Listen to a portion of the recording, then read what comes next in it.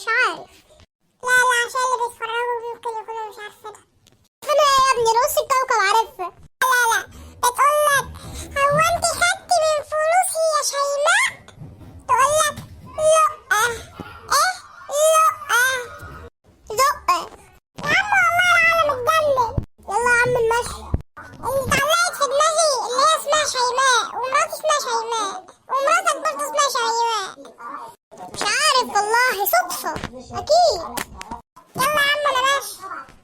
أنا ماشي أنا كمان. يا شيماء، يا شيماء بتعملي إيه هنا؟ مفيش يا أخويا، خلاص اللي ورايا كان في حاجة معلقة في دماغي في التليفون كده. ماشي. إيه ده؟ فين الفلوس؟ شيماء بصيلي. عايز إيه يا أخويا؟ خدت الفلوس اللي كانت في الدرج يا شيماء؟ أخيرا جاتلي الفرصة. لأ لا كده مشيتوا. لأ